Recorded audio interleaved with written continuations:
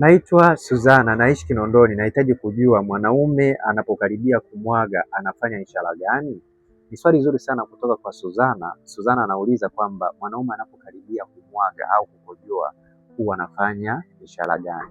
Ishara ya kwanza kabisa ni ishara ya muhogo kusimama kwa nguvu zaidi ukiwa unacheza ndani ya kitumbua. Yaani muhogo unapokuwa ndani ya kitumbua umesimama kwa nguvu afu ukiwa unafanya hivi. Hii ni mojawapo ya ishara ambayo inaashiria kwamba mwanaume anakaribia kumwaga au kukojoa.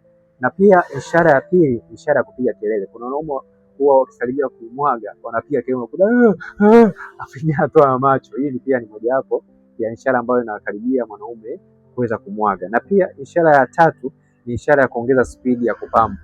Hii pia ni mojawapo ya ishara ambayo inaashiria kwamba mwanaume anakaribia kumwaga. Unakuta mwanaume alikuwa anapampa taratibu, lakini anapokaribia kumwaga unakuta anaongeza kasi. Kwa hiyo pia ni mojawapo ya ishara ambayo mwanaume anakaribia kumwaga. Na pia ishara ya nne ni ishara ya kubana, yani kukubana kwa nguvu. Hii pia ni mojawapo ya ishara. Mwanaume anapokaribia kumwaga unakuta anatumia nguvu kukubana. Hii pia ni mojawapo ya ishara ambayo inaashiria kwamba mwanaume anakaribia kumwaga.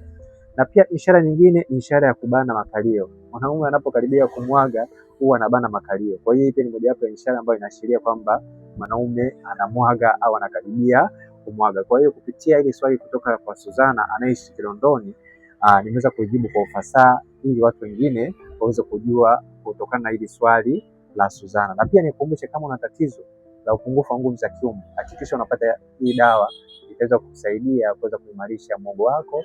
Na pia kama ni mwanamke una tatizo la kukosa hisia, hakikisha unapata hii dawa. Dawa hii inauzwa shilingi 10,000. Unaweza kunicheki WhatsApp kuweza kupata hii dawa. Asante.